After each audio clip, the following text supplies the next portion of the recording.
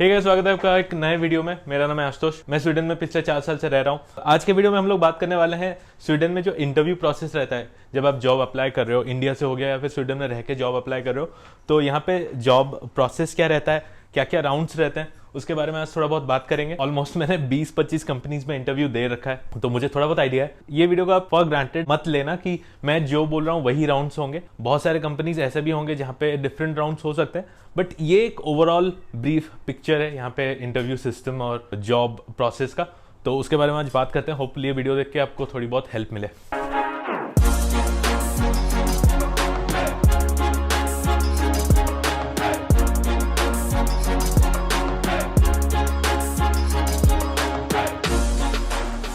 अगर आप job apply करते हो तो आपको रिस्पॉन्स बहुत लेट मिलता है। कभी कभी बहुत जल्दी मिल जाता है, कंपनीज में रिक्वायरमेंट रहती होगी तो इसलिए आपको जल्दी रिप्लाई मिल जाता है, बट ऑलमोस्ट बहुत सारे केसेस में आपको कई दिनों के बाद रिस्पॉन्स आता है कि ओके कि आपका जो प्रोफाइल है हमको पसंद आया और हम लोग आगे प्रोसेस करना चाहते हैं। तो ये एक चीज का ध्यान रखें कि आप अगर जॉब अप्लाई कर रहे हो इतना इम्पेशेंट मत हो जाना कि मुझे कॉल क्यों नहीं आ रहे, मुझे मेरा सिलेक्शन हो भी रहा या नहीं। तो थोड़ा टाइम देना पड़ता है उस सब चीज को, ठीक है। पहला राउंड होता है कि आपका प्रोफाइल सिलेक्ट हो गया, आपने लिंक्डइन में अप्लाई करा या फिर अपने कंपनी के वेबसाइट में अप्लाई करा या फिर किसी के रेफरल के थ्रू अप्लाई करा यहाँ पे, तो आपको एचआर का कॉल आता है या फिर मेल आता है कि देखो भाई हमको आपका प्रोफाइल जो है वो पसंद आ रहा है, आप आगे बढ़ना चाहते हो या फिर नहीं। तो ऑब्वियसली भाई मैंने अप्लाई करा है तो आगे बढ़ूंगा ही। तो वो लोग बोलेंगे ठीक है, एक छोटा सा कॉल शेड्यूल करते हैं। छोटा सा कॉल होता है 30 मिनट्स या फिर 1 आवर का वो छोटा सा कॉल रहता है, और उसमें कई सारी चीजें पूछते हैं वो लोग, जैसे कि आप कहाँ से हो, आप क्यों ये जॉब अप्लाई कर रहे हो, आप जिस जॉब में हो उसमें ऐसा क्या प्रॉब्लम, मतलब एचआर पहले राउंड में ही ये सब पूछ लेता है।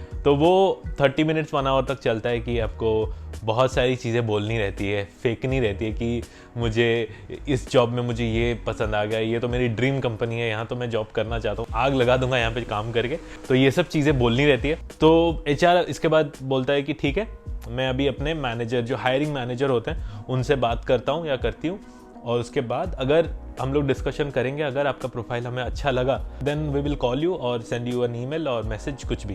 तो उसके बाद वो राउंड यहाँ पे ख़त्म हो जाता है।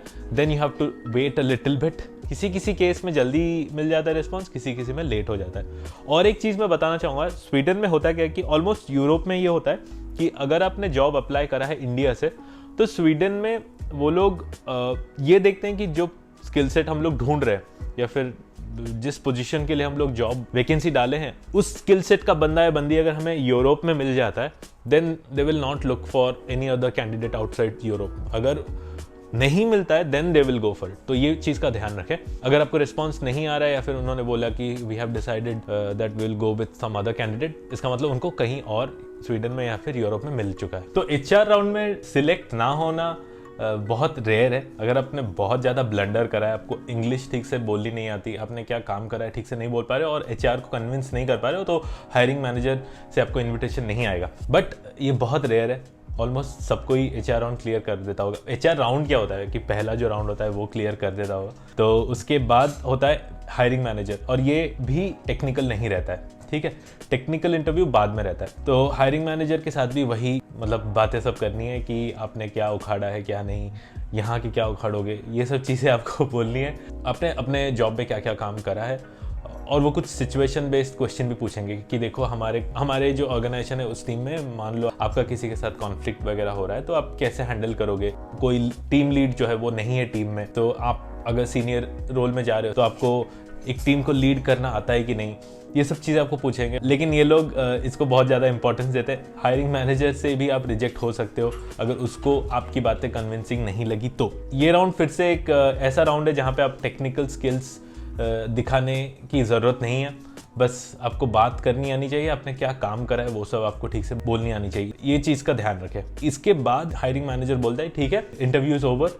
उसके बाद हम लोग मे बी मैनेजर के साथ कोई स्क्रम मास्टर होता है या फिर टीम का कोई और बंदा भी होता है, तो वो लोग बोलेंगे हम लोग आपस में बात करेंगे टीम में, अगर आपका प्रोफाइल और आपका माइंडसेट जो है हमको अच्छा लगता है देन हम लोग नेक्स्ट राउंड में जाएंगे। तो नेक्स्ट राउंड क्या होता है, हायरिंग मैनेजर के साथ जो इंटरव्यू होता है उसके बाद जो राउंड्स होते हैं वो नॉर्मली टेक्निकल राउंड्स रहते हैं। Technical round as in code test या फिर आपको ऑब्जेक्टिव टेस्ट होता है। आपको एक लिंक वो लोग शेयर करेंगे जहाँ पे एक टेस्ट लिंक होगा, वहाँ पे आप जब जाओगे आपको एक मान लो ऑब्जेक्टिव क्वेश्चन जो रहते हैं ना, स्निपेट्स वगैरह, वो सब रहते हैं 30-35 क्वेश्चन। उसके बाद एक रहता है जहाँ पे आपको एक कोड करना होता है, मतलब कोई भी लैंग्वेज में, आप जावा हो गया, सी शार्प, पाइथन, जिसमें भी आप चाहो वो प्रॉब्लम को सॉल्व करना रहता है।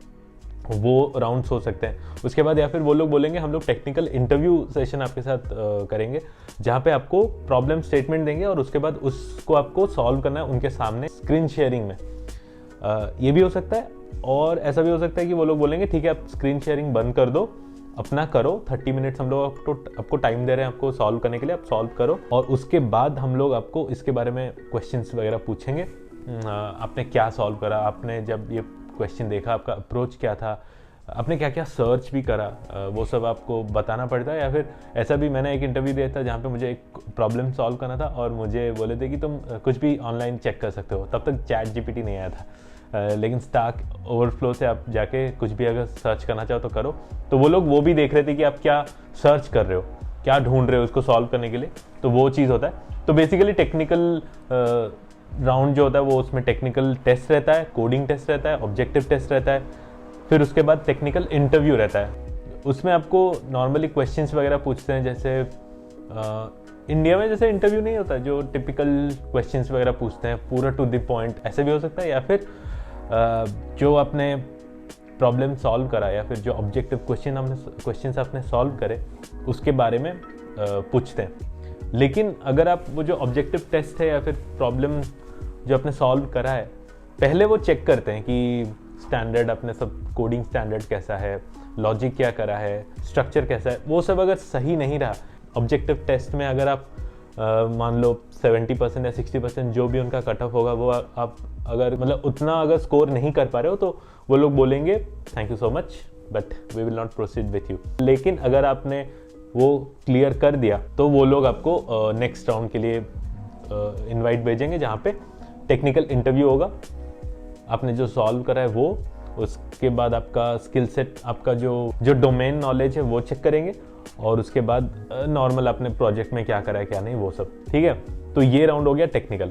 उसके बाद कई कंपनीज में क्या होता है, एक पर्सनैलिटी टेस्ट होता है और एप्टीट्यूड टेस्ट होता है।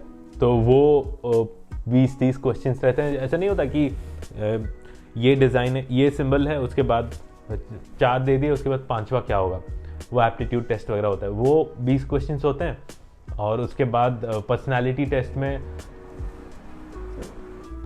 टेस्ट में फिर आपको पूछते हैं कि वो 200 क्वेश्चंस रहते हैं, आपको 1 घंटे में या 30 मिनट्स में तुरंत देना होता है। तो वो पर्सनालिटी टेस्ट जब आप सॉल्व करोगे, मैं आपको एक सजेशन दूंगा कि मान लो आपको बोला गया है कि आप एक कैसे इंसान हो, आप कोलैबोरेटिव हो या नहीं, क्या हो, ये सब क्वेश्चंस रहता है ना।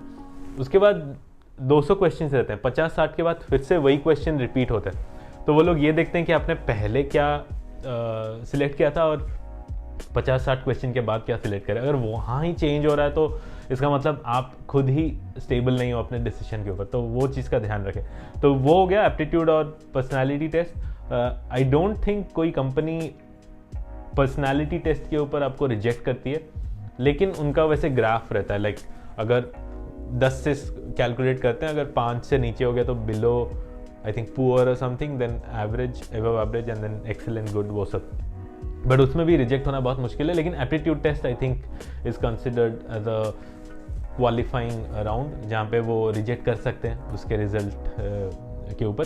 तो वो चीज़ का ध्यान रखें। तो ये हो गया आपका technical test, aptitude, personality test. और उसके बाद होता है कि लाइक टीम के साथ आपका एक मीटिंग होता है। वो भी प्रोसेस कि आप क्या प्रोसेस फॉलो करते हो, वो भी एक नॉर्मल इंटरव्यू रहता है कि जिस टीम में आप जाना चाहते हो, तो उस टीम के 2-3 मेंबर या 3-4 मेंबर के साथ आप बैठ के बात करते हो कि हम लोग ये करते हैं हमारे डेली लाइफ में, तुम क्या करते हो, तुम क्या चीज़ फॉलो करते हो, कैसा क्या रहता है, वो होता है। ठीक है, तो मैनेजरियल राउंड में रिजेक्ट हो सकते हो, टेक्निकल टेस्ट में रिजेक्ट हो सकते हो, और टेक्निकल इंटरव्यू वगैरह में भी रिजेक्ट हो सकते हो। ठीक है, तो उसके बाद आता है आपका रेफरेंस।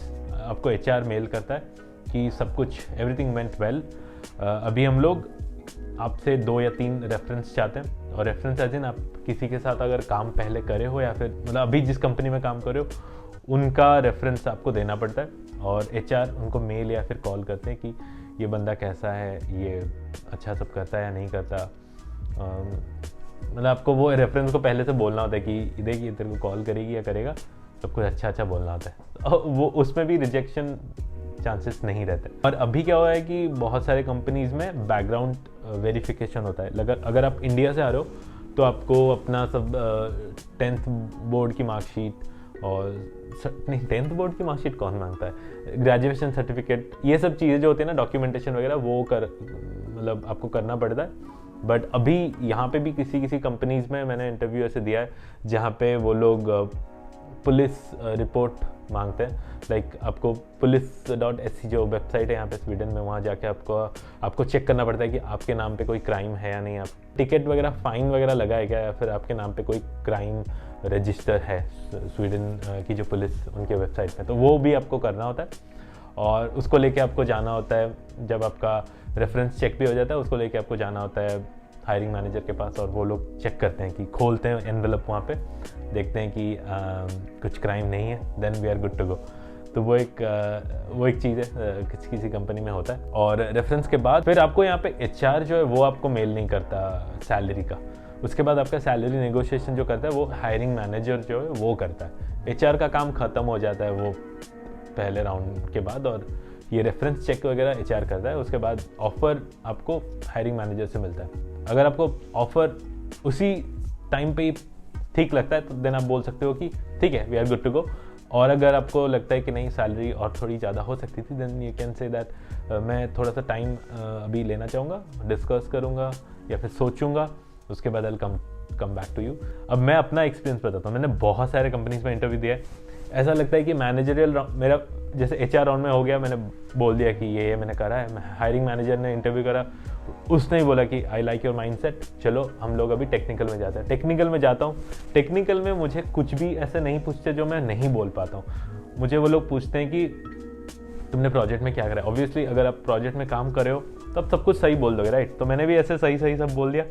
उसके बाद मुझे मेल आ जाता है कि we have decided to select some other candidate. Reason नहीं रहता, बट आप हायरिंग मैनेजर को ऑब्वियसली पूछ सकते हो। तो ऐसा बहुत कॉमन है कि आपको सब, आपने इंटरव्यू बहुत अच्छे से दिया, आपने सब कुछ ऐसा बोला, आपको ऐसा लगा ही नहीं मुझे ऐसा कुछ सवाल पूछा गया जो मुझे आया नहीं, लेकिन फिर भी वो लोग आपको रिजेक्ट कर देंगे। That is very weird. मेरे साथ ऐसा काफ़ी बार हो चुका है कि मुझे सब कुछ सही लगा, उसके बाद मेल आ गया कि नहीं, will not go with you. But keep trying. ऐसा नहीं कि जॉब मिलना बहुत ज़्यादा मुश्किल है, लेकिन इंटरव्यू आपको बहुत सारे देने होते हैं। तो भाई ये रहता है ओवरऑल प्रोसेस स्वीडन में आप जब जॉब अप्लाई करते हो। और मैं ये सब जो बोल रहा था, मेरा एक्सपीरियंस क्या है, और मैं IT फील्ड में काम करता हूँ एज अ सॉफ्टवेयर डेवलपर, तो मेरा इंटरव्यू ऐसा रहता है। बट आई थिंक ऑलमोस्ट सारे जो मैनेजरियल या फिर कोई फाइनेंस में जाना चाहता है, या फिर कोई प्रोडक्ट ओनर या फिर प्रोजेक्ट मैनेजर रोल में जाना चाहते हैं, तो उनके लिए भी ये प्रोसेस होता होगा, लेकिन टेक्निकल की जगह उनका जो स्किल सेट है या फिर उनका जो डोमेन है उसके ऊपर उनको क्वेश्चन पूछा जा रहा होगा, ठीक है। तो आई होप आपको वीडियो पसंद आई है। अगर पसंद है तो वीडियो को ज़रूर लाइक करें, और अगर आपके मन में कुछ सवाल है तो डेफिनेटली कमेंट सेक्शन में पूछ सकते हैं, या फिर मुझे इंस्टाग्राम पे भी फॉलो कर सकते हैं। I will see you in the next one. See you, bye.